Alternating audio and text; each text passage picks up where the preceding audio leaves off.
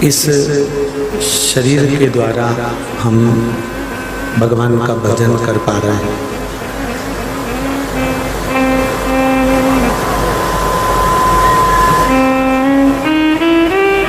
शरीर भगवान दे देता है, शरीर मिल भी जाता है, पर उस शरीर के मिलने से ये भगवान का यदि भजन हो जाए, यदि भगवान का स्मरण हो जाए, तो समझिए कि आपका जीवन सार्थक हुआ।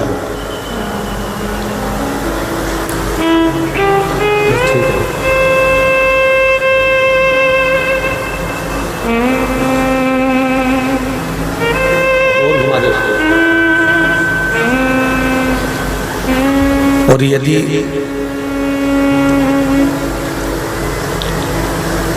शरीर मिलने के बाद भी हम कहीं ना कहीं रोग में, तकलीफों में,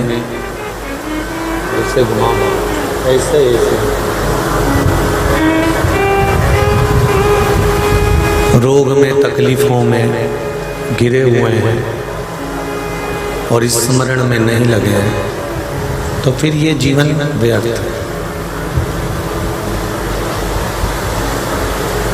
फिर इसकी कोई मूलता नहीं है, इसकी कोई प्रधानता नहीं है।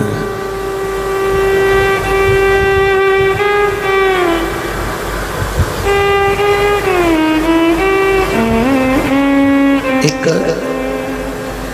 आसक्ति परमात्मा के चरणारविंद की हो, एक आसक्ति भगवान के भजन की हो।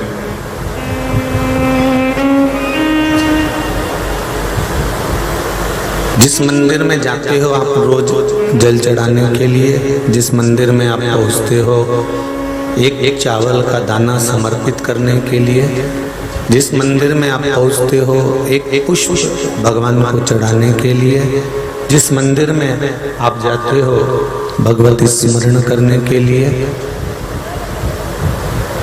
उस मंदिर में यदि एक दिन भी आप नहीं जा पाए, मान लो एक दिन आप भगवान के मंदिर नहीं पहुंच पाए, भगवान के मंदिर नहीं गए, तो भीतर से अच्छा ना लगे, ऐसा लगे कि बहुत बड़ी पूंजी मेरे हाथ से छूट गई।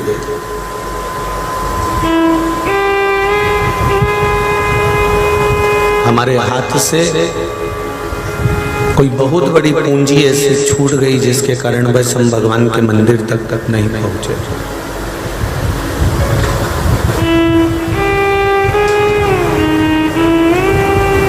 रोज मंदिर जाते हो, रोज पूजन करते हो, रोज अर्चना करते हो, रोज सेवा करते हो, रोज जल चढ़ाते हो, रोज बेलपत्र चढ़ाते हो, प्रतिदिन भगवान की आराधना करते हो, और एक दिन यदि हम मंदिर नहीं जा पाए तो इस हृदय को अच्छा ना लगे।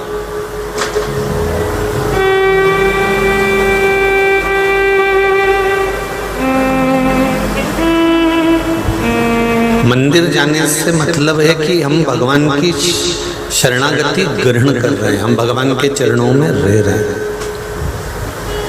हम भगवान की शरणागति ग्रहण कर कर हमारे चित्त को, हमारी वृत्ति को, हमारे मन को हम परमात्मा में लगा रहे हैं।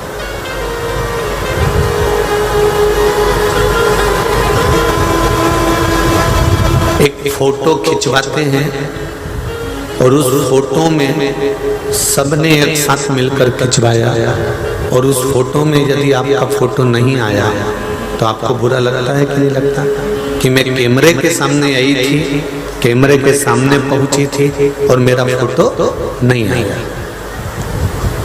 कल आस्था भजन पर भगवान ठाकुर जी का स्नान दर्शन अपन ने किया होगा। ठाकुर जी को तो तुम कम देख रहे होगे, अपने आप को ज्यादा देख रहे होगे कि मैं आई कि नहीं आई।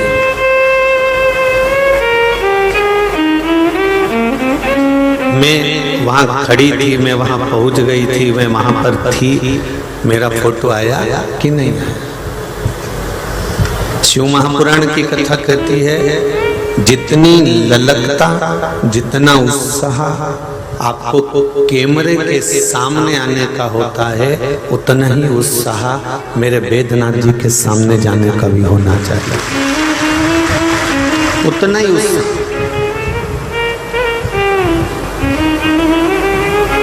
हम भगवान का दर्शन करें, हम भगवान का स्मरण करें, हम भगवान को निहारें, हम भगवान का दर्शन करें। क्यों हम भगवान के सामने नहीं पहुंच पाए, हम भगवान के सम्मुख में क्यों नहीं जा पाते?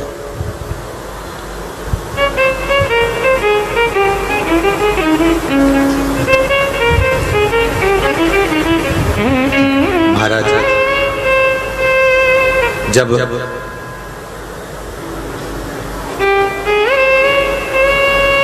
तांबे का लोटा और मिट्टी का पात्र, एक तांबे का हंडा और मिट्टी का हंडा,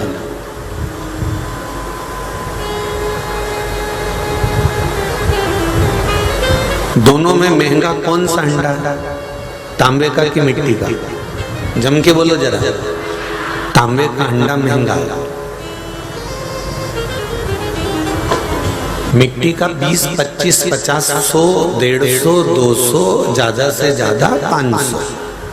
इससे ज्यादा महंगा तो अंडा नहीं आएगा मिट्टी का। और तांबे का अंडा लेने जाओगे तो कम से कम 1000, 1500, 2000 का अच्छा भारी अंडा मिल जाएगा। पर दोनों हंडे हमने लिए, 100, 200 का मिला, एक 1500, 2000 का मिला। पर तांबे के हंडे में भी जल रखो और मिट्टी के हंडे में भी जल रखो, दोनों जल में शीतल जल किस हंडे में मिलेगा? मिट्टी के हंडे में। मिट्टी का जो हंडा है, मिट्टी का जो पात्र है, मिट्टी का जो बर्तन है, उसमें शीतल जल मिल रहा है। और तांबे के हंडे में तुम भले बर्फ डाल के भी रख दो तो 4-6-8 घंटा बाद जैसा तांबे का एक क्रम है, तांबा गर्म होता है तो पानी को भी गर्म रखता है, पानी को भी कुनकुना रखता है, एक सरल सा रखता है, उसमें शीतलता नहीं आ सकती, उसमें शीतलता नहीं पहुंच सकती। पर मिट्टी का बर्तन है, मिट्टी का अंडा है, उसमें कितना भी गर्म पानी ले जाके डाल दो, कुछ समय के बाद वो मिट्टी का बर्तन उसको शीतल कर देगा, उसको ठंडा कर देगा, उसको शीतलता मिल जाएगी, वो पानी फिर शीतल हो जाएगा, फिर ठंडा हो जाएगा। तांबे के हंडे में कितना भी आप ठंडे से ठंडा ले जाकर रख दो, वो बाद में गर्म हो जाएगा। क्यों? क्योंकि तांबे की जो भाव है, तांबे का जो गुण है वो गर्म करने का है, और मिट्टी का जो गुण है वो ठंडा करने का।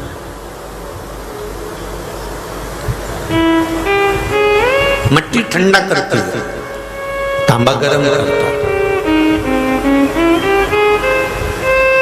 उसी तरह शिव महापुराण की कथा कहती है, तांबे के बर्तन जैसे और मिट्टी के बर्तन जैसे दुनिया में आपको लोग मिलेंगे, आपके घर में लोग मिलेंगे, आपके परिवार में लोग मिलेंगे। जितनी कुंवारी बेटियां बैठी हुई हैं, उनसे निवेदन करूंगा, जहां तुम शादी कर जाओगे, जहां तुम्हारा विवाह होगा, जितने लोग आस्था चैनल पर सुन रहे हैं, फेसबुक यूट्यूब पर सुन रहे हैं, वो भी ध्यान लगा कर सुनना कि जहां तुम्हारा विवाह होगा वहां 2 तरह के बर्तन मिलेंगे, एक तांबे का, एक मिट्टी का। अब तांबे के बर्तन के साथ में आप अगर लगे रहे, तांबे के बर्तन का जल पीते रहे, तांबे के साथ में रहे, तो उसका गर्म तत्व आपको भी प्राप्त होगा। और शीतल मटके के साथ में, हंडे के साथ में लगे रहे तो शीतल जल प्राप्त होगा।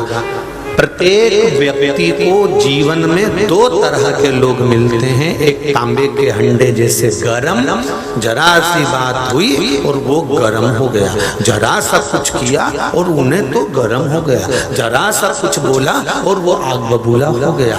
उसको अच्छी बात भी क्यों ना तो भी उसको बुरी लगती है, थोड़ा भी अच्छा बोलो तो भी वो गरम हो ही जाता है। तो समझ लो कि ये तांबे का हंडा है।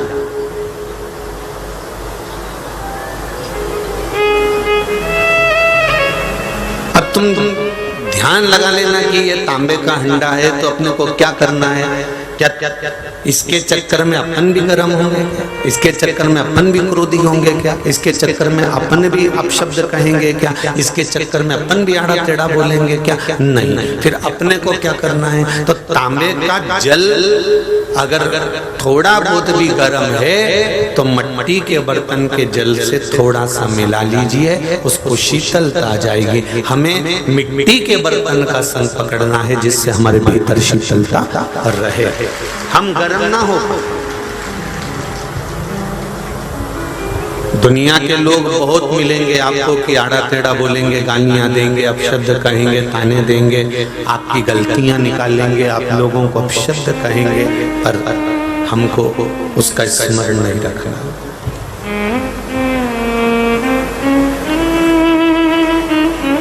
जिस व्यक्ति का नाम और पतंग बहुत ऊपर जाती है ना तो उसको काटने के लिए ढेर सारी पतंग आ जाती है। ध्यान रखना इस चीज का। जब नाम और पतंग ये दोनों ऊंचाइयों पर जाएंगे तो काटने वालों की संख्या बढ़ जाएगी।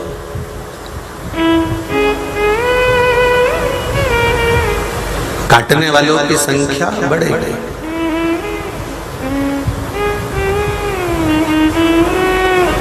एक निवेदन है समिति से कि पीछे जितने लोग भी खड़े हैं या महिलाओं को जगह नहीं मिल रही हो तो बीच में जो जगह खाली है इसको भी भरने का आप प्रयास करें, क्योंकि लगभग सारे टेंट फुल हैं तो लोग बाहर खड़े हुए हैं, उसका स्मरण भी आप लोगों को रहे।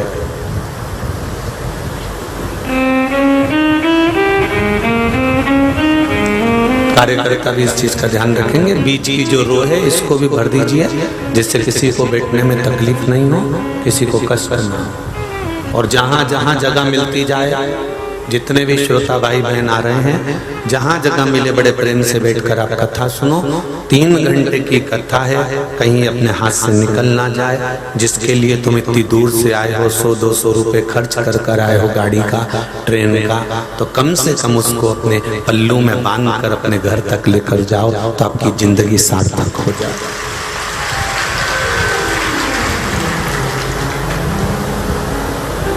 बहुत भारी संख्या में आप लोग यहाँ पहुंचे हैं। कल कोई बोल रहा था कि हमारे परली बैजनाथ के इतिहास की पहली इतनी भीड़ है जहाँ इतनी संख्या में लोग पहुंचे। शिव कृपा है, बाबा की करुणा, उदारता, दया है, आपका स्नेह और शिव भक्ति का एक फल जो आपको मिल रहा है। तो ध्यान रखिएगा कि तांबा और मिट्टी का जो बर्तन है, तांबे का जो बर्तन है, मिट्टी का जो बर्तन है, इन दोनों में हमारा मेल होगा, हम मिलेंगे जुलेंगे। पर इतना याद रखना कि जैसे नाम और पतंग दोनों ऊंचाइयों पर होती है तो काटने वालों की संख्या बढ़ जाती है।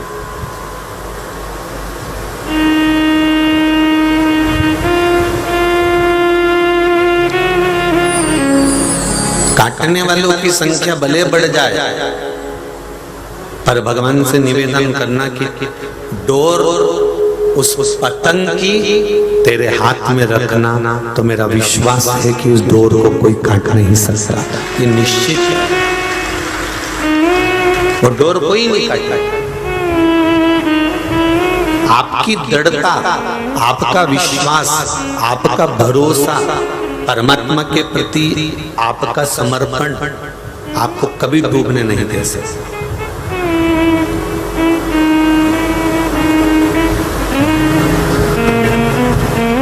वो तो कहीं कहीं हमारा जो अभिमान है, हमारा जो अहंकार है, वो हमारे सामने प्रकट हो जाता है, इसलिए परमात्मा हमसे दूर हो जाता है। रावण ने भगवान शंकर को सोना, चांदी, हीरा, पन्ना, अंबर, पीतांबर जो बन सकता था, रावण ने भगवान को सब कुछ दिया।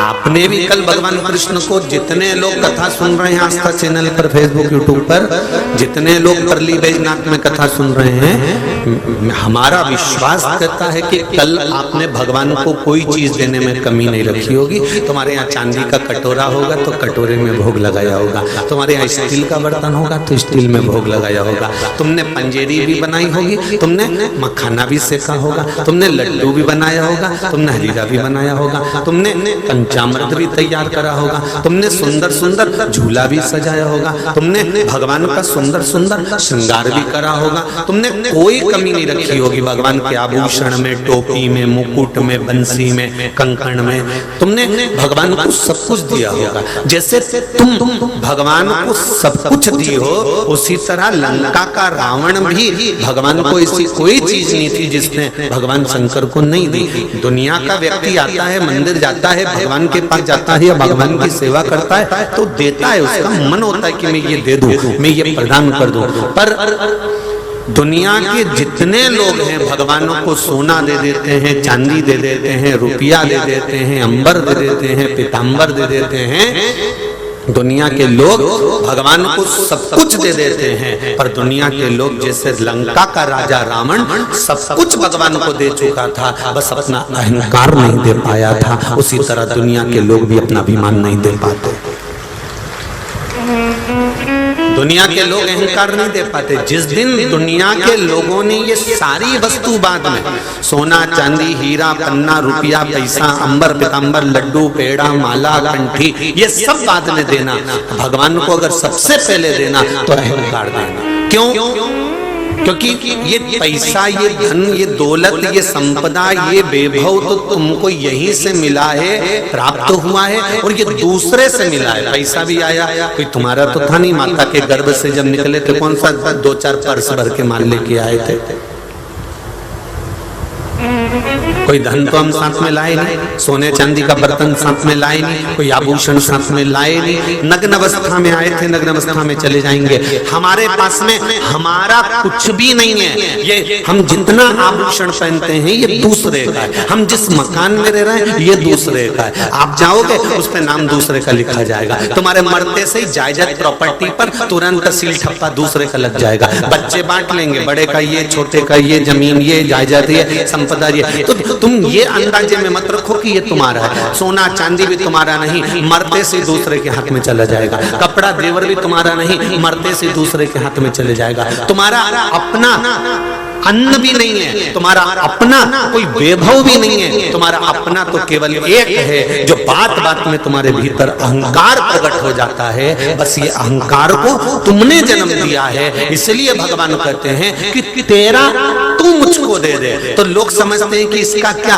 तो धन दे देते हैं, पैसा दे देते हैं, सोना चांदी दे देते हैं, वस्त्र आभूषण दे देते हैं, लड्डू पेड़ा दे देते हैं। भगवान कहते तेरा तू मुझको दे दे। तो भगवान को तेरा तू मुझको दे दे, तो भगवान कहते हैं तेरा खुद का कुछ भी नहीं है, तेरा अपना केवल एक अहंकार है। जब मेरे मंदिर में आए, जब मेरी कथा में आए, जब सत्संग में जाए, तब अहंकार दे देना परमात्मा को कि मैं कुछ भी नहीं, मैं शून्य हूँ। मेरे पास में कौन सा पद है, मेरे पास में कितना वैभव है, मेरे पास में 4 फैक्ट्री, मेरे पास में 2 गाड़ी, मेरे बंगले, मेरे लोग मेरी सुनते हैं, मेरी मानते हैं। मैं कह दूं तो ऐसा हो जाए, मैं कह दूं तो वैसा हो जाए, जिसके लिए मैं बोल दूं एक फोन लगाऊंगा और काम हो जाए। ये तुम्हारा भीतर का जो अहंकार है, तुम्हारे भीतर का जो अभिमान है, तुम्हारे भीतर की जो विमत्ता है। भगवान कह रहे हैं मंदिर में आने से पहले, सत्संग में आने से पहले, कथा में आने से पहले, भजन में जाने से पहले तुम अपना अहंकार भगवान को दे दीजिए। जब तुम अपना अहंकार मुझे दे दोगे तो फिर तुम्हारे भीतर कुछ भी नहीं रहेगा, फिर तू मेरा हो गया, मैं तेरा हो गया। जरा जनाबाई की कथा कल अपन ने सुनी थी। जनाबाई क्या रखी अपने पास में? कुछ भी नहीं। क्या छुपाऊं मैं भगवान से, क्या बोलूं मैं हरि विठ्ठल से?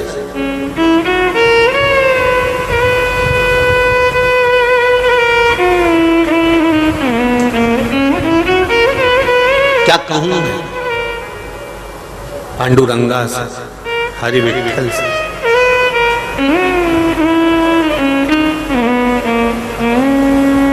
अपने हृदय की बात, अपने दिल की बात आप भगवान से जब कह सकते हैं जब आपके भीतर अहंकार नहीं रहे।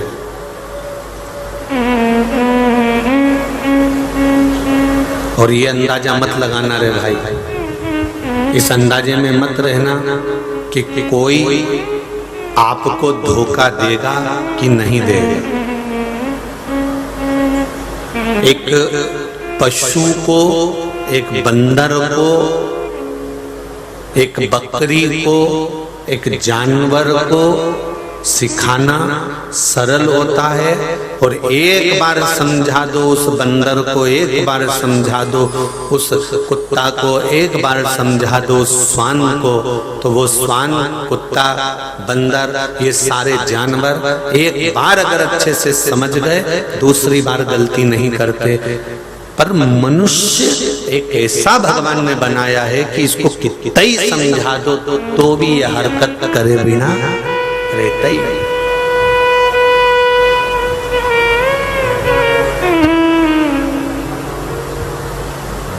अच्छा, कुत्ता को देख के तो तुम बोल दोगे ये पालतू है, नहीं काटेगा, हमने इसको इंजेक्शन लगा रखा है, टेंशन मत, तो तुम चिंता से मुक्त हो। बंदर को देखकर तुमने कह दिया ये बंदर नहीं काटेगा, हमारा पालतू है, तुम टेंशन मत लो। सांप दिखा तो सपेरे ने सांप के दांत निकाल दिए जहर के और कह दिया ये नहीं डसेगा, क्योंकि मैंने इसके, बोलो जम के, दांत निकाल दिए, ये नहीं डसेगा। अब सपेरे ने कह दिया कि मैंने इसके दांत निकाल दिया, तो लोग उस सांप को उठा के गले में डाल लेते हैं। बोलो सही है कि गलत है? वो पिटारे में आता है, लोग उसको गले में डाल लेते हैं, फोटो खिंचवा लेते हैं। तो इसके तो अपने को मालूम है कि इसका दांत निकाल दो तो ये नहीं डसेगा, कुत्ता को इंजेक्शन लगा दो तो ये नहीं काटेगा, ये बंदर को जो इंजेक्शन लगाया तो नहीं काटेगा। जानवर को भी समझा सकते हैं कि ये नहीं काटेगा, पर इंसान का क्या निकाल दो कि मालूम पड़ जाए कि अब ये धोखा नहीं देगा।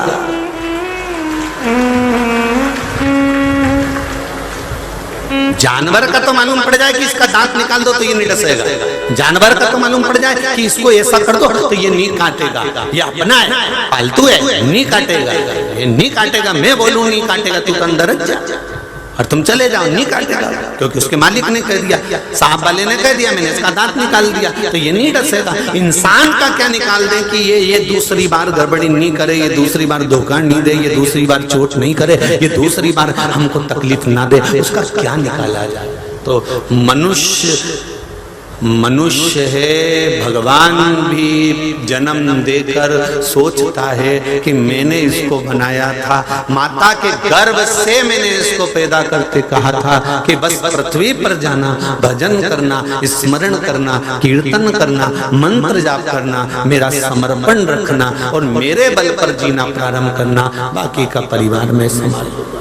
तू मुझे भजन देते रहना, मैं तेरा परिवार संभालूंगा, मैं संभाल लूंगा।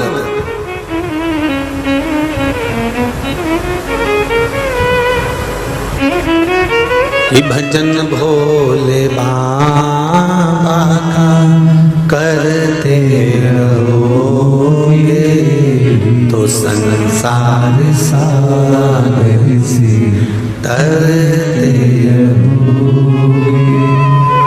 आप उसके भरोसे, उसके सहारे, उसके बल पर, उसकी कृपा से जीते रहें, उसका स्मरण करते रहें। कल एक किसी ने मैसेज भेजा था कि गुरुजी हम जिस पंथ से जुड़े हैं उस पंथ में हमारे गुरु कहते हैं कि भगवान से कभी कुछ नहीं मांगना चाहिए। और आपकी कथा जब भी सुनते हैं तो आप हमेशा कहते हो कि जो कहना है देवाधिदेव महादेव से जाके कहो।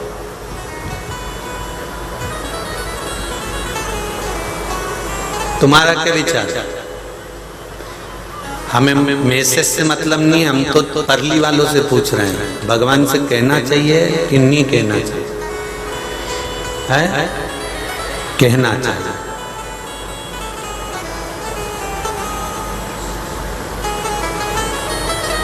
नाई की दुकान पर जाओ, खवास की, और जाके बैठ जाओ। बिल्कुल मत बोलना कि मेरी कटिंग कर दे कि दाढ़ी बना दे, बिल्कुल मत बोलो, तुम तो बैठ जाओ। वो तुम्हारा बाल काटेगा? तुम बैठे रहो 2-3 घंटा, कुर्सी पे आराम से बैठो, पंखा चल रहा है, तुम बोलना मत कि मेरे को बाल कटना, तुम तो बैठे। 4 बज गई, 5 बज गई, 6 बज गई, 7 बज गई, शाम की 8 बज गई, और फिर वो जाने लगा और इतने में तुमको गुस्सा आ गया और तुमने कहा 6 घंटे से बैठा हूं, बाल काटना? तो नाई बोलेगा, खवास बोलेगा, सेन बोलेगा तेरे हाथ जोड़ूं, तू 6 घंटे से बैठा है, पहले ही बोल देता तो तेरे बाल काट देता।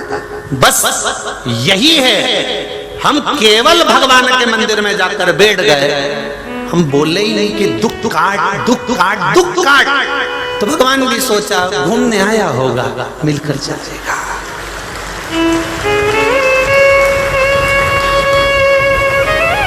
कहोगे तो काटेगा ना। सोलापुर का मैसेज है वो, उन्होंने लिख के भेजा है कि हमारे पंथ में कहते हैं कि भगवान से कुछ नहीं मांगना, और जब आप बोलते हो तब एक ही बात बोलते हो कि भगवान से मांग लो, भगवान से कह दो। तो हम तो आपसे पूछ रहे हैं परली बैजनाथ वालों कि नाई की दुकान पे जाके बैठ जाओ 2-4 घंटा, 6 घंटा, 7 घंटा, तुम मुंडा से बोले ही मत कि बाल काटेगा। अरे बोलो तो जम के नहीं काटेगा, तुम बैठे,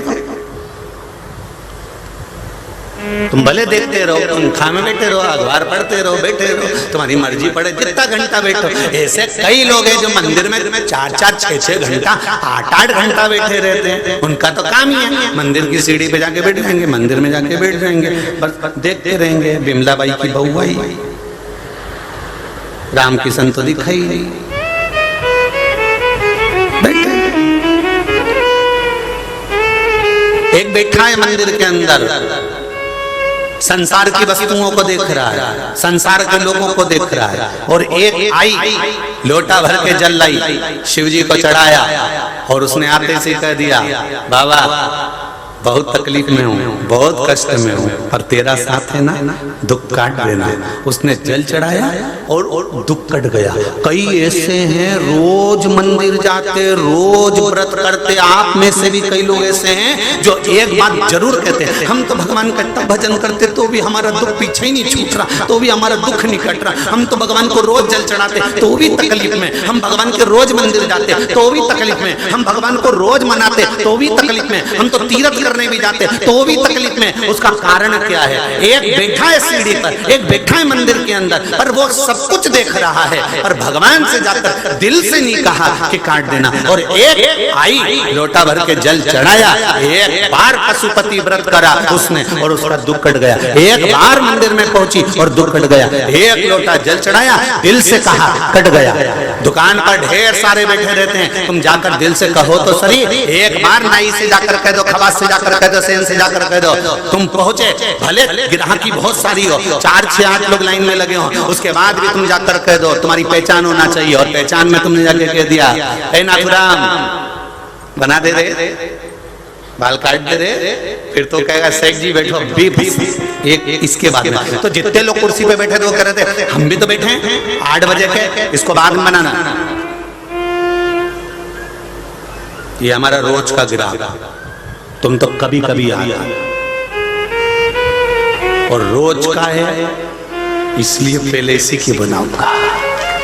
तुम भी रोज शंकर के मंदिर जाते हो, एक लोटा पानी चढ़ाते हो, एक चावल का दाना चढ़ाते हो, शंकर की स्तुति करते हो, श्री शिवाय नमस्तुभ्यम कहते हो, पंचाक्षर मंत्र नमः शिवाय कहते हो, षडाक्षर मंत्र ओम नमः शिवाय कहते हो, द्वादशाक्षर मंत्र ओम नमः भगवते वासुदेवाय कहते हो, 2 अक्षर का राम कहते हो, 2.5 अक्षर का कृष्ण कहते हो, पांडुरंगा विठ्ठल कहते हो। तुम्हारे मन से तुम भगवान का भजन करते हो। अगर रोज रोज तुम मंदिर जाते हो और फिर तुम मंदिर में गए और तुम्हारे भीतर दुख आया और तुमने जाकर उससे कहा, तो भगवान भी कह देगा पार्वती ये रोज वाला है, इसलिए इसका दुख पहले काटना पड़ेगा। तो इतने सारे जो बैठे हैं इनका क्या होगा? तो भगवान बोले अभी इनका भी टाइम लगेगा, थोड़ा सा भी बैठो, थोड़ा पंखे में आराम से बैठो, कटेगा, समय लगेगा। भोला सब दुख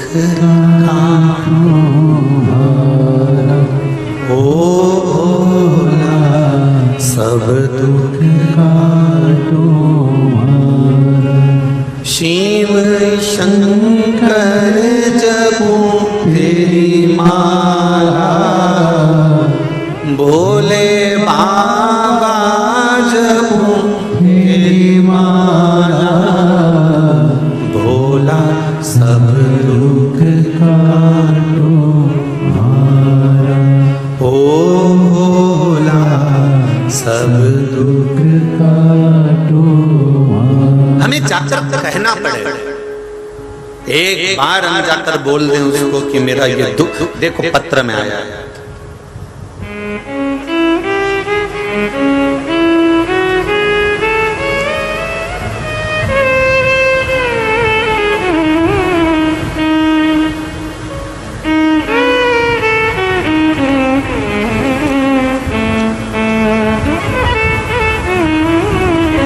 मैं सरिता पवन ओझा परभणी सुभाष रोड से अपनी बेटी को लेकर आया।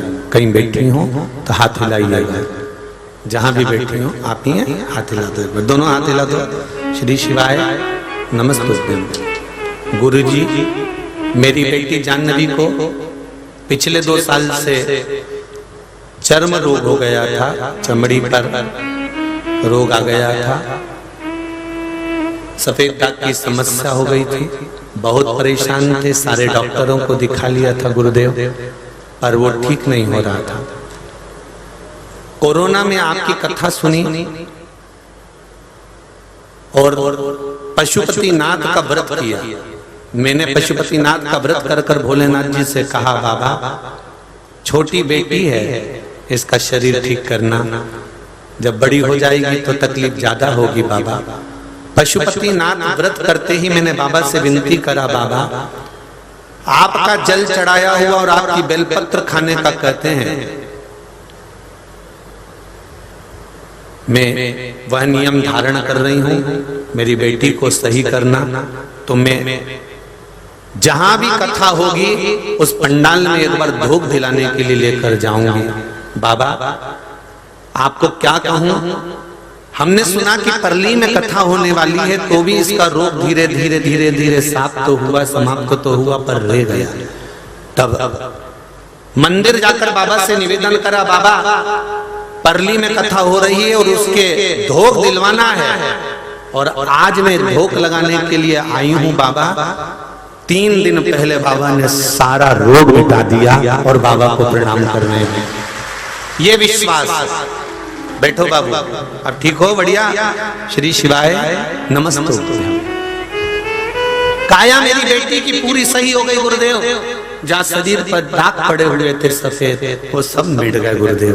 बिना गोली के, बिना दवाई के, बिना औषधि के, वो मिटाने वाला कोई दूसरा नहीं। अकाल मृत्यु वो मरे जो काम करे, चंडाल का और काल उसका क्या बिगाड़े, जो भक्त हो महाकाल का। शिव है तो क्या सोचना।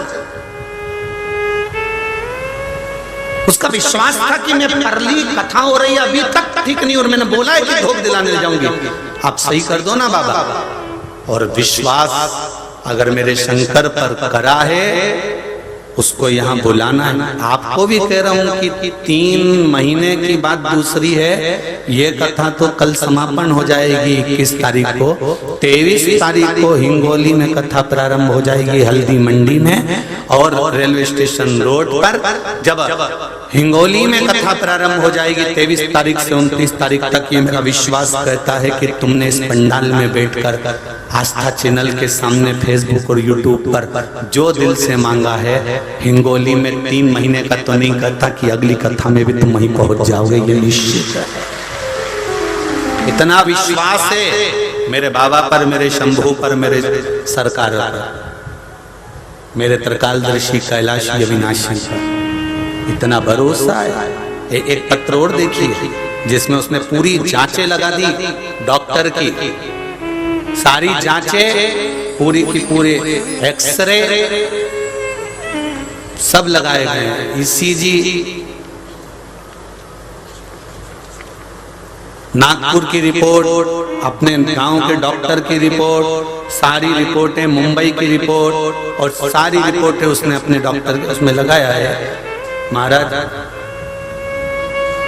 सुनील जवाहर ठाकुर कोटवारे,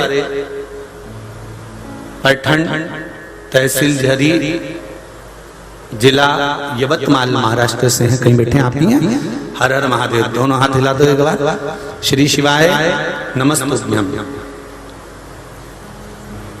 बाबा कुबेरेश्वर धाम को नमन कर मैं परली बैजनाथ की पावन धरा को नमन करता हूँ। डॉक्टर गुरुदेव नमन करता हूँ। गुरुदेव 2 साल से आस्था चैनल पर कथा सुन रहे हैं।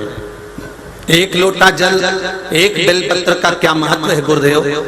शहद बेलपत्री पर लगाकर चढ़ाने का क्या महत्व है गुरुदेव? पहले साल में 1 ही बार में शिवालय मंदिर जाता था, महाशिवरात्रि के दिन, उसके सिवाय में कभी मंदिर नहीं जाता था, पर आपके कथा ने मुझे रोज मंदिर जाना सिखा दिया। गुरुदेव मेरे पिताजी की तबीयत 20/5/2022 को बहुत खराब हुई, किडनी में इन्फेक्शन बता दिया, और उनको चलना फिरना बंद हो गया, और उनके पैर हाथी के पांव जैसे सूज गए, किडनी काम करना बंद कर दी, लीवर काम करना बंद कर दिया। पिताजी को उठाकर गोद में तेलंगाना के बालाजी हॉस्पिटल में लेकर गए। वहां के गोल्ड मेडलिस्ट डॉक्टर ने कह दिया कि बहुत मुश्किल है, इनकी किडनी और लीवर डैमेज हो चुके हैं पूर्ण तरह से। जांचें कराई, उन जांचों में भी किडनी लीवर डैमेज बताया गया था। कई लाखों का इलाज बताया गया। हम वहां से उनको नागपुर ले गए। नागपुर ले जाने के बाद उनको दिखाया तो वहां भी किडनी और लीवर खराब बताया। गुरुदेव सारी जांचें करवाई पर कोई आराम नहीं लगा, पलंग पर पड़े रहते। तब गुरुदेव आपने बताया था कि बेलपत्र के झाड़ के नीचे बेलपत्र चढ़ाकर पार्थिव शिवलिंग का निर्माण कर उस बेलपत्र को उठाकर लाकर पिताजी को हमने पीस कर थोड़ा सा मुख में दे दिया। 26/5/2022 को पिताजी को जब हम वापिस रिपोर्ट की जांच कराने के लिए गए, गुरुदेव उनके किडनी और लीवर दोनों ठीक हो चुके थे। डॉक्टर भी आश्चर्य में है कि किडनी और लीवर कैसे सुधर गए। जिसका तो ऑपरेशन होना था, उस किडनी और लीवर को एकदम क्या हो गया, कैसे सबर गए। गुरुदेव बाबा ने मुझे 1 लोटा जल का क्या क्या दिया है मैं लिखना चाहता हूँ। मेरे लड़के का नंबर इंजीनियरिंग के लिए लगा था, बेलपत्र पर शहद लगाने से उसका अमरावती में हो गया। बाबा को धन्यवाद देने आया हूँ। आपने बताया था लौंग वाला उपाय मेरी पत्नी के लिए किया, उसका माइग्रेन की बीमारी थी, वो पूर्ण तरह से ठीक हो गई है। ऐसे कई उपाय जो मैंने करे, सारा इसमें वर्णन किया। बैठिए, श्री शिवाय नमस्तुभ्यं। बैठिए। शंभो शरणे मांगू घड़ी रे दुख काटो, दया करी न दर्शन। आपने दिल से उसे कहा, जाकर बैठ गए नाई की दुकान पर, वो नहीं काटेगा, आप बैठे रहो, भले काटेगा क्या? बाल नहीं काटेगा। आप नाई की दुकान पर घंटों बैठे रहो, नहीं काटेगा। पर नाई से, खवास से, सेन से आपने कहा भैया मेरे बाल काट दो, तब वो कहेगा भैया इतनी देर से बैठा था, क्यों समय पास कर रहा था, मेरे को आया था तभी बोल देता कि मेरे को ये बाल काट दो, मेरी दाढ़ी बना दो, मैं बना देता। उसी तरह भगवान भी कहते हैं तू मेरे पास आता है, रोज आता है, रोज विनती करता है, दुनिया भर में घूमता फिरा, क्यों समय बर्बाद करता रहा? एक काम कर, तू मेरे पास आया है तो एक बार दिल से मुझसे कह तो दे कि मेरा दुख बड़ा है, काटना आपको है, कर्जा बहुत हो गया, तकलीफ बहुत बढ़ गई, रोग बड़ा हो गया, किसको दिखाऊंगा, पैसा कहां से लाऊंगा, डॉक्टर के पास जाऊंगा भी तो ना जाने कितनों का धन लग जाएगा।